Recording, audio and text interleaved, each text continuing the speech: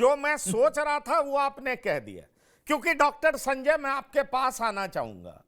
मैं हैरान हुआ जब कल्पना सोरेन और हेमंत सोरेन प्रधानमंत्री और गृह मंत्री दोनों के पास पहुंचते हैं। वैसे ठीक है, ये एक प्रोटोकॉल होता है, हर जीता हुआ मुख्यमंत्री पीएम से मिलने जाता है, लेकिन गृह मंत्री को भी आमंत्रित करने गए थे।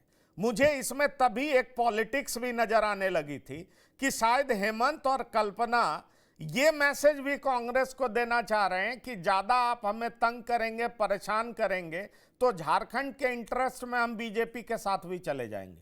पहले भी बीजेपी के साथ जेएमएम सरकार बना चुकी है। क्या आपको लगता है कि बीजेपी भी चाहेगी कि अरे ठीक है, अब हमें झारखंड में हमारा सब प्रयोग असफल हो गया, तो क्यों नहीं झारखंड में जेएमएम मतलब हेमंत सोरेन ही हमारे नेता हो जाए? क्या ऐसी संभावना हो सकती है क्या, जैसा यशोनाथ झा जी कह रहे हैं? राजनीति में संभावनाओं से कभी भी इनकार नहीं किया जा सकता है। राजनीति तो संभावनाओं का ही खेल है। और राष्ट्रीय पार्टी के तौर पर भारतीय जनता पार्टी है। अगर हेमंत सोरेन और भारतीय जनता पार्टी का कोई समीकरण बनता है झारखंड में, तो ये केवल झारखंड का नहीं बल्कि पूरे देश के आदिवासियों के बीच में एक मैसेज है। एक राष्ट्रपति जी हैं, उनके बारे में तो बराबर भाजपा प्रचारित करती है कि देखिए हमने एक आदिवासी महिला को राष्ट्रपति पद की शपथ दिलाई। तो हेमंत सोरेन अगर इनके साथ जुड़ जाते, और हेमंत सोरेन अब इतने मैच्योर्ड और परिपक्व खिलाड़ी हो गए हैं कि कांग्रेस के दबाव में आने वाले नहीं है। आज ही मैं न्यूज़पेपर में देख रहा था, अब 4 सीटें आरजेडी जीती है और 2 मंत्री बनाने का दावा कर रही है कि हमको 2 मंत्री पद चाहिए। 2 सीटें सीपीआई-एमएल जीती है, वो कह रही है कि हमको भी 1 मंत्री चाहिए। और कांग्रेस वाली बात तो आ ही गई कि कम से कम 4 मंत्री तो हमको चाहिए ही। तो भाई जब 12 ही मंत्री बनना है और उसमें सारे मंत्री और सारे विभाग इन्हीं के जिम्मे हो जाएंगे, तो हेमंत सोरेन बतौर मुख्यमंत्री रह करके भी बहुत सारे न पॉलिसी न एग्जीक्यूशन, दोनों में बहुत सफल नहीं हो पाएंगे।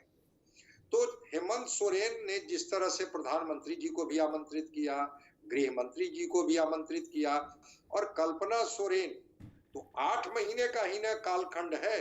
अभी मैं देख रहा था एक जगह टेलीविजन पर ही कि कहा जाता है कि 8 महीना पहले तक कल्पना श्रृंगार और परिवार यही दोनों के बीच में जुड़ी हुई थी, और उससे निकल करके और पब्लिक डोमेन में आती है, कनेक्ट होती है।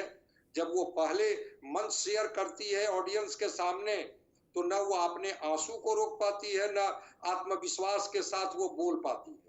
और 8 महीना में जिस तरह से निकल करके आई है, तो बिल्कुल संभावना हो सकती है, चूंकि हेमंत सोरेन और कल्पना सोरेन ये रणनीति पर काम कर सकते हैं, जिसकी तरफ इशारा अभी किया कि अगर ये लोग मानेंगे तो ठीक, नहीं मानेंगे तो फिर तो राहे हो सकती है, और रहे हैं। जेएमएम तो सरकार में रही है इनके साथ, भारतीय जनता पार्टी के साथ। और भारतीय जनता पार्टी इस मामला में इतना कैलकुलेटिव है। महाराष्ट्र तो उदाहरण सबके पूरे देश के सामने है। क्या कभी लगता था कि शिवसेना टूट जाएगी, एकनाथ शिंदे उनके साथ हो जाएंगे? तो भाजपा ये कर सकती है, 2 तरह के प्रयोग कर सकती है। एक प्रयोग तो ये कर सकती है कि अगर जिनको मंत्री पद झारखंड मुक्ति मोर्चा में नहीं मिलेगा, उनको साधने का प्रयास कर सकती है कि आपके हिस्से में क्या आया, फिर हेमंत सोरेन कल्पना सोरेन की ही तो सरकार है, और नहीं तो फिर हेमंत सोरेन को साधने की कोशिश करेगा कि क्यों आप बीजेपी के दबाव, कांग्रेस के दबाव में है, आरजेडी के दबाव में है, आ जाइए आप ही सरकार चलाइएगा, बस हमारी सहभागिता चाहिए। तो हेमंत सोरेन, आपने बिल्कुल सही कहा, मैं उस तर्क से सहमत हूं। सारे दाव आजमा करके 2 बड़े बड़े जो कहते हैं कि हेमंत विश्व शर्मा और शिवराज सिंह चौहान जैसे कद्दावर नेताओं को लगा करके, नारे और अस्मिता से जोड़ करके, बेटी रोटी माटी करके 24 सीटों पर वो सिमट जाते हैं। तो अपनी पता है भारतीय जनता पार्टी को, झारखंड में हम बिना किसी वैसे छत्रप को लिए हुए, जिसकी ताकत है मुख्यमंत्री